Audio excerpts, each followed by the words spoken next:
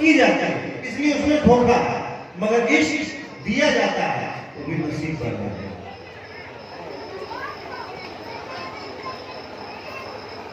इश्क का मालिक बनना इतना आसान नहीं है। इसीलिए ये दिल नहीं जान भी है मन।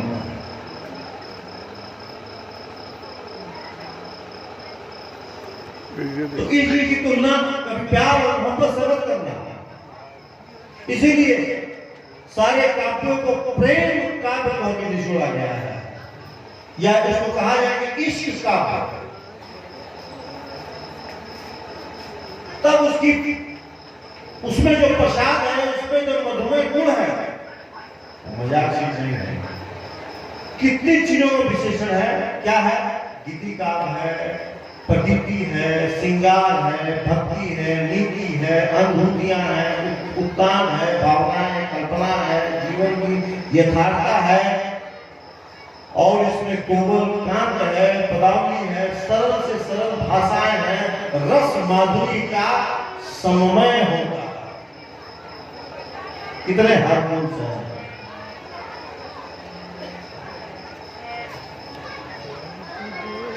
कितने हार्मोन्स।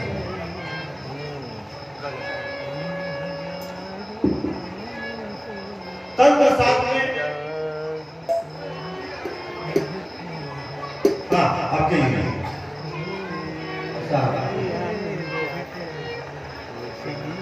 तंत्र साथ में ईश्वर की अवधारणा दुनिया में कई धर्म में सृष्टि रचना और मूल तत्व को जानने का प्रयास किया गया है। तो खिलाइए, अब ये खाइएगा। मूल तत्व क्या है? हमको कौन बोलना? जैसे मैं तुलसीदास में, कालिदास में जानने का प्रयास कर रहा हूँ कि इसमें मूल तत्व क्या है, तभी मैंने प्रश्न खड़ा किया है। इसी प्रकार से तंत्र की दुनिया वाले लोग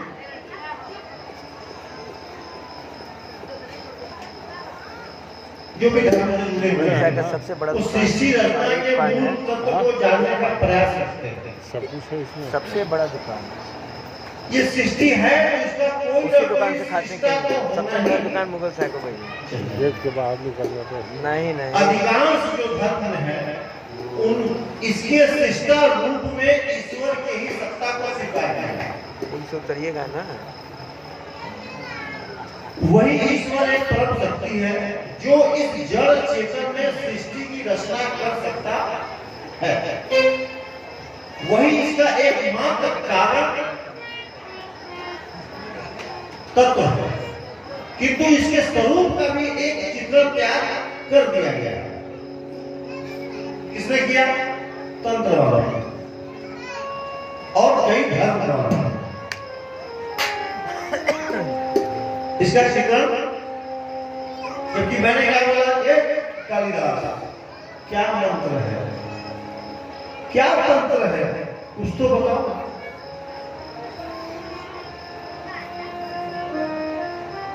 जैसे कि कोई व्यक्ति स्वर्ग में बैठा हुआ है, जब उसके रंग और रूप आकार की बात उठती है तो ऐसा सत्ता से इनकार भी कर दिया जाता है। जैसे रामायण में एक संवाद है कि जब सब साधु महात्मा और देवता लोग मिलकर ब्रह्मा जी के पास गए और ये चर्चा होने लगी कि भगवान से मिलना है, तो कोई कहे बैकुंठ में है, कोई कहे क्षीर सागर में है। तो वहां संवाद आया कि सीधी मुस्कुराते हुए पार्वती से करेंगे, पार्वती देखो मैं इन मूर्खों को, मैं इसी समाज में इनके पास बैठा हुआ हूँ और ये हमको क्षीर सागर और समुद्र।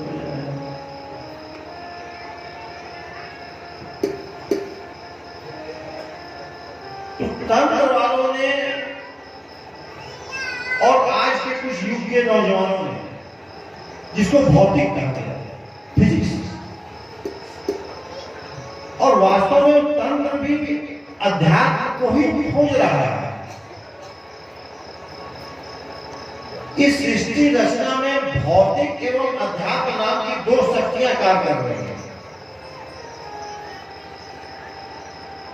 भौतिक और अध्यात्म दो शक्तियां काम कर रही हैं, जिसको जड़ एवं चेतन दो नाम से दिया गया है। जड़ और चेतन दो नाम से दिया गया है।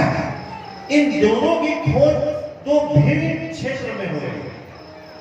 भौतिक जो होता है वह जो दृश्य पदार्थ है, जैसे ये दृश्य पदार्थ है, इसमें खो गया है।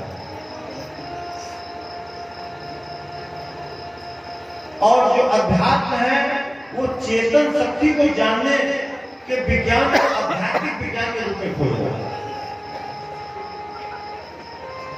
जैसे हमारे केमिस्ट्री से खोज रहे थे, वो हमारे फिजिक्स से खोजते हैं,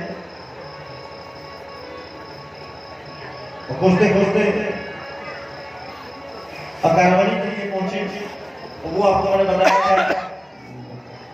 क्वांटम तक पहुंचे, लेकिन ना क्वांटम का पता लग रहा है ना अकार्बनिक का पता लग रहा है।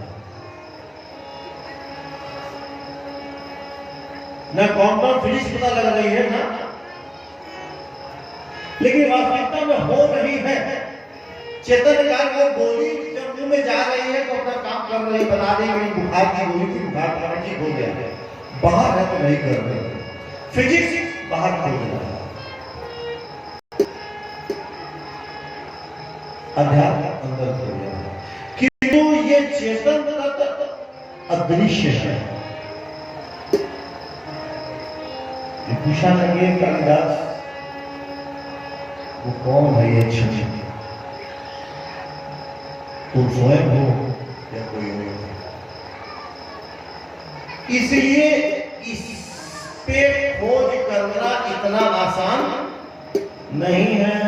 ये दिल नहीं, जान भी ये मांगता। इस तत्व का नाम है इश्क मेरे अनुसार, और कालिदास के मुताबिक प्रेम का अर्थ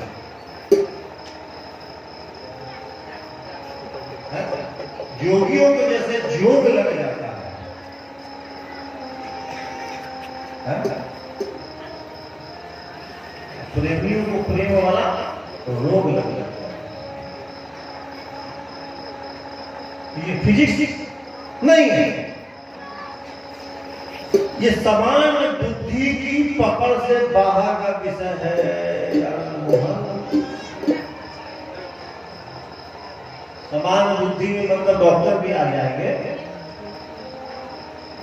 प्रोफेसर भी आ जाएंगे, आईएएस पीसीएस भी आ जाएंगे, ये सब समान बुद्धि है। समान बुद्धि उसके पकड़ने का बिंदु है नहीं है। यह अति सूक्ष्म होने से अति सूक्ष्म बुद्धि का ही विषय है।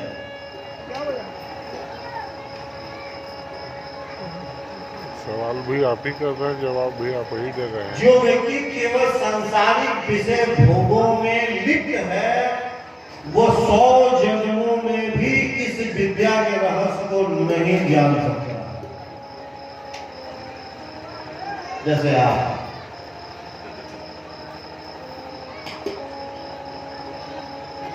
आपके भी लाइन लिखी है मैंने, एक रात को ही मैंने कुसुम से लिखवाया है, राइटिंग कुसुम की है, देख लीजिए। रात कितने 1:30 बजे ना साहब की याद आई, साहब की याद आई। अब क्या कर रहे हैं साहब के लिए कुछ लिखा जाए, तो फिर 1:30 बजे रात को मैंने उसको बुलाया ऊपर, तो फिर साहब आए कि बस में आए।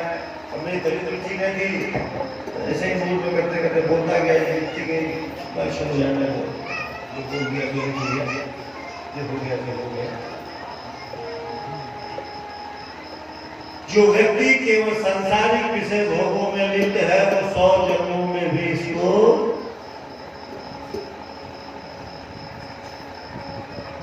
ये विद्या इतनी रहस्यमय है कि इसको जानना बहुत मुश्किल है, और जानना तो दूर, इसे समझ भी नहीं सकते। इसलिए यह विषय सर्वमान्य नहीं हो सकता।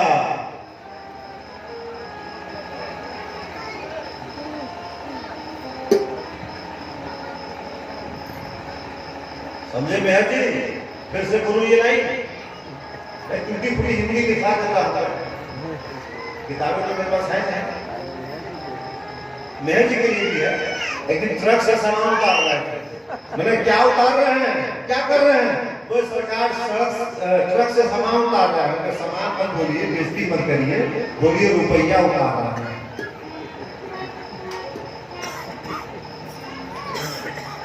भाई स्वाभाविक है।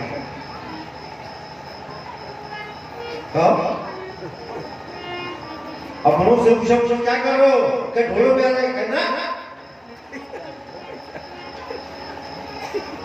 जो गुरु जी का 10 रुपए देंगे वो बटोर रहे हैं।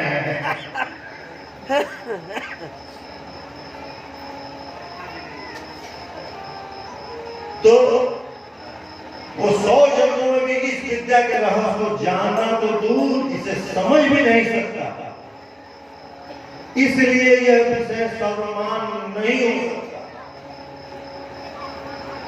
तथा कुछ भी उच्च चेतन संपन्न मनुष्यों का विषय बनकर ही रहता है। इसीलिए कह दिया कि जाने मिले नहीं चिलवा पाएंगे बड़ी लगूंगा मुंह सिलवा के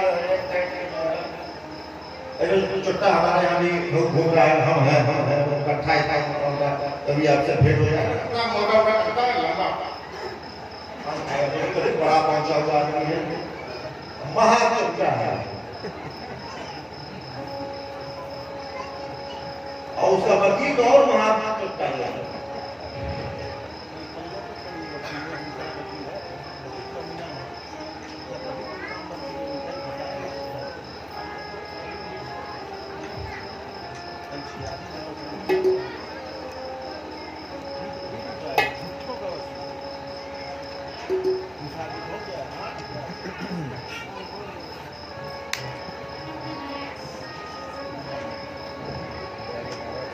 तो बताइए ऐसे लोगों की ये संपत्ति जारी हो सकती है, चाहे वो हमारे दादा गुरु की सेवा करने की ओर चले आ रहा है, बड़े बड़े बेरोजगारी तानते हैं, सरकार पीढ़ी से है, यही कारण है कि तुम लोग इसके योग्य नहीं बन पाए। इसी तुम्ही लोग ने संसार का कोई व्यक्ति इसका योग्य नहीं बन पाया, इसीलिए कुछ ही मनुष्यों की संपत्ति बन के रह गई, संपत्ति कही या ज्ञान बन के रह गई, और ये समान व्यक्ति इस ज्ञान को कभी दे नहीं सकता न कभी पा सकता है। शास्त्रों में भी इसको निषेध कर दिया गया, और हम गुरुओं को ये कह दिया गया कि गर्दन पे कोई छुरी भी रख दे तो ये सच मत बताना,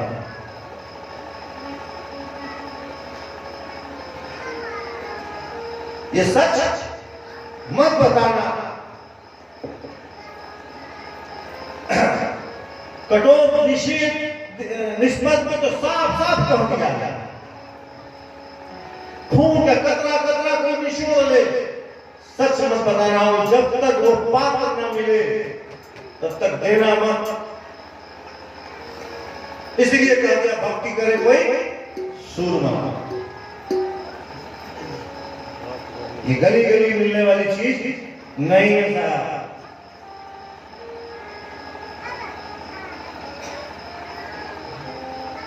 दुनिया की सारी किताबें रख लो, कह दिया गया, किसी भी पुस्तकों को पढ़ के इस अद्वैत को नहीं जाना जा सकता,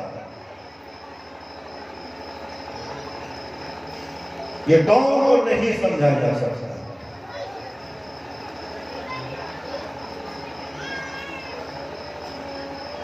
इस डॉन को समझना बड़ी मुश्किल है। अरे दीवानों, आवारा, बादल, सौदाई, पागल को इस दुनिया में समझा है कौन?